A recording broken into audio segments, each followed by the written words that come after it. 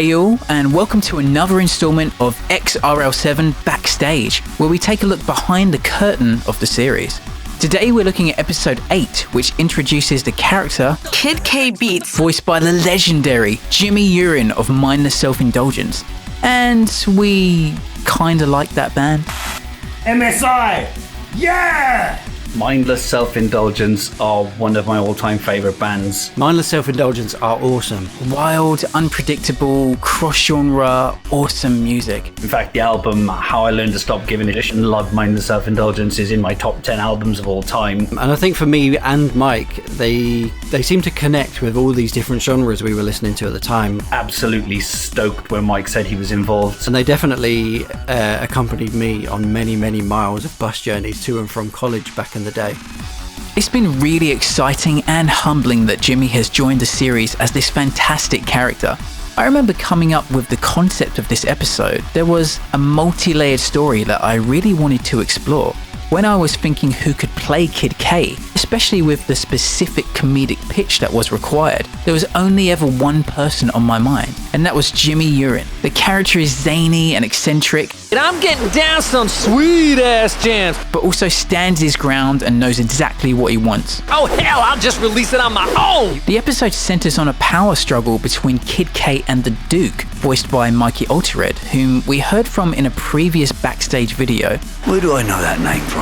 And also Smith, the Duke's kind of right-hand man, voiced by my friend and bandmate in Mixie One and Project Anything, Lee Towson. I think it's time we take a look at the mysterious Smith. Sir, I've got Kay here to see you. Smith, bodyguard / G-man extraordinaire. From the start, I did picture him as being like your typical man in black. He's really stoic and reserved, and he'll sit at the back of the room and just observe everything going on, and you'll catch him talking into his cuff like this and just waiting for someone to make a move on the Duke. But then reading through the script and quite early on in the development with Mike, we did start to add a little bit more humanity to him, and he's got like a bit more expression to his voice just underneath, and like a bit more music to his tone, I guess, to put it pretentiously. Don't poke the bear. He has this really deadpan outer shell, but then just under the surface you can tell that maybe he's like a little bit softer than you first expect. What? That doesn't sound like me, does it? A little, sir. Yeah, like he's focused, he'll turn up for work, he's all about his employer, he'll get the job done.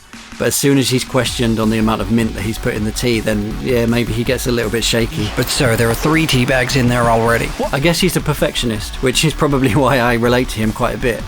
As we all have an affection for mindless self-indulgence, it only seemed right that Alfie's voice actor, Roggers, make an appearance too. So in this episode, Alfie is no more. Just joking. He's actually not. He's just not in this episode. But I voiced this character, Max Hudson. He's a sportscaster filling in, doing the weather.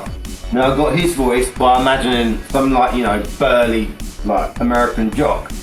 Crossed him with Mr. T, and this is what we get. I hope you pack some swimwear, 'cause you're gonna get wet. Julie Park reprises her role as the news anchor Chantel Singer. Good morning, I'm Chantel Singer with Entertainment News. For the music of Kid K, there's 2 songs, or excerpts of songs. Just a day in the life of a lyrical gangster. Lyrical Gangster is a song touching upon the superficial, materialistic nature of modern pop lyrics. The style was actually a little bit inspired by MSI. Turn the music up and turn me on. My lord, I'm feeling spiritual. And the second song, a short demo of K's new material, lyrically juxtaposing the former track with something a little more introspective and somewhat spiritual. For these songs, I called upon my friend Roman Marisak from Professional Murder Music and Spacetime to mix the tracks and also add a couple of synths. As I mentioned in the previous episode, Roman also added some great synths to the song Digital Deities. Again, do check his bands out if you haven't already done so, because they are fantastic. Sadly, Jimmy wasn't available to add his thoughts on the character to this video, but maybe next time. I personally really love this episode. The chemistry between all the cast, the amazing performance of Mikey as the Duke, Lee as Smith, and of course Jimmy as Kid K, as the intensity and emotion build during the scene. You don't want to get on my bad side. Thanks for watching. I hope you're enjoying the series and the music. Again, do check out Jimmy's bands if you haven't done so already, and if you'd like to support X-RL7, as well as subscribing, commenting, liking, sharing, streaming, downloading, and all that good stuff, please do consider supporting the X-RL7 Patreon. There's a stash of cool rewards, such as even more behind the scenes material, early access to content, exclusive music, and more. So with that, cheers guys, catch you later.